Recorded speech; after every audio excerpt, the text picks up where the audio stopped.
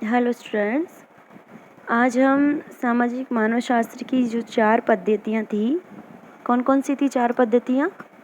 सबसे पहले ऐतिहासिक पद्धति, दूसरी हमने पढ़ी थी तुलनात्मक पद्धति, तीसरी जस्ट लास्ट वीडियो में हमने पढ़ा था वो कौन सी पद्धति थी? वो थी प्रकार्यात्मक पद्धति। और चौथी और लास्ट पद्धति सामाजिक मानवशास्त्र की जो हम पढ़ रहे हैं वो है पुरातत्व शास्त्रीय पद्धति, यानी कि आर्कियोलॉजिकल मेथड।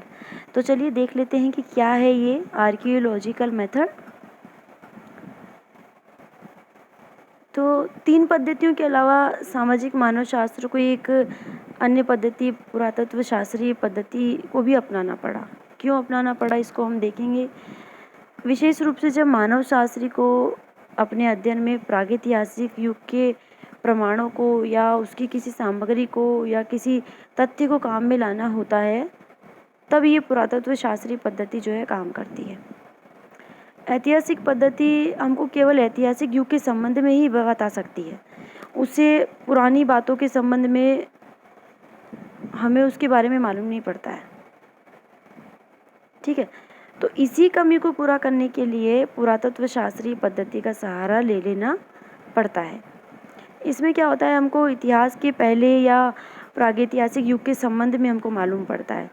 इस पद्धति में क्या होता है कि इसमें खुदाई जो होती है, खुदाई से मिली हुई सामग्री, जैसे कोई कंकाल मिल गया या कोई अन्य अवशेष मिल गया, अन्य कोई भौतिक अवशेष मिल गए, उनके आधार पर जो है प्राचीन मानव या उसकी संस्कृति की उत्पत्ति या उसका उत्थान या पतन, कौन सा धर्म उस वक्त था, किस धर्म के वहाँ पर अवशेष मिले हैं। जैसे शिवलिंग मिला है तो मालूम पड़ता है कि वो शिव जी के उपासक थे, किसी शक्ति के उपासक माने जाते हैं अगर वहाँ पर कोई मूर्ति मिलती है माता की। तो इस तरह से ये पुरातत्वकाली शास्त्रीय जो पद्धति है, इसके अंदर खुदाई से मिले हुए जो भौतिक अवशेष हैं, उनके आधार पर ही हम मालूम करते हैं कि मानव की संस्कृति की उत्पत्ति कैसे हुई थी, उसका उत्थान या उसका पतन कैसे हुआ था। इस पद्धति की सहायता से हम उस युग के मानव समाज और उस संस्कृति के संबंध में ज्ञान प्राप्त कर सकते हैं, जिसके संबंध में कोई लिखित इतिहास अब तक उपलब्ध नहीं है। इस कारण से इस पद्धति का जो एकमात्र आधार है वो क्या हो गया? इसका एकमात्र आधार है खुदाई से मिले हुए जो अवशेष है, वो ही है। ठीक है, तो वैज्ञानिक जो है इन अवशेषों का अध्ययन करके पता लगाते हैं कि वे किस युग के हैं, है ना। तो इनके युग को पता लगाने के भी अनेक ढंग होते हैं, अनेक तरीके होते हैं, अनेक पैटर्न्स होते हैं। तो उसमें पहला पैटर्न क्या है? पहला तरीका तो यह है कि वह अवशेष या जो भौतिक अवशेष या भौतिक सामग्री मिलती है, जिस जगह पर पाया गया है, उस जगह की चट्टान की आयु को जो है मालूम कर ली जाती है। चट्टान की आयु भूगर्भ शास्त्र यानी कि जियोलॉजी के नियमों से पता चल जाती है आराम से। तो इस पद्धति की सहायता से चट्टान की जो आयु निश्चित की गई है, वो आयु उसी अवशेष की भी मान ली जाती है। ठीक है, दूसरा तरीका यह है कि फ्लोरीन गैस की मात्रा के कम या ज़्यादा होने के आधार पर भी खुदाई से मिलने वाले अवशेषों की आयु को क्या होता है, निश्चित हो जाती है। ये तरीका जो है विशेष रूप से उन चीज़ की आयु मालूम करने के लिए काम में ले लेते हैं जो कि फ्लोरीन गैस को अपने अंदर एब्जॉर्ब कर सकते हैं। विशेषकर हड्डियों में पाया जाता है ये फ्लोरीन गैस वाला जो तरीका है। ये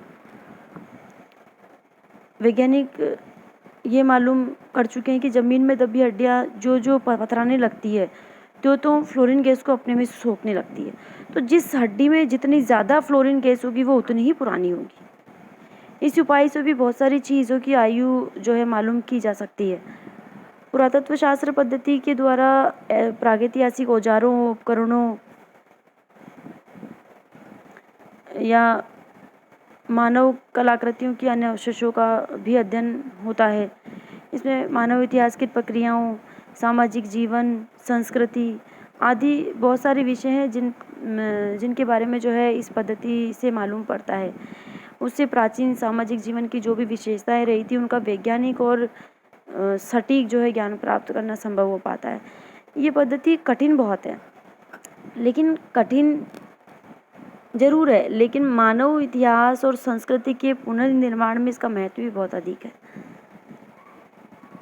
और इतनी महत्वपूर्ण पद्धति होने के बाद भी इसमें कमी है। क्या कमी है कि इससे क्या है, सामाजिक जीवन तथा संस्कृति का केवल आंशिक ज्ञान ही हमको हो पाता है, यानी कि पूरा ज्ञान हमको नहीं हो पाता है, सिर्फ एक हिस्से का ही ज्ञान हमको हो पाता है।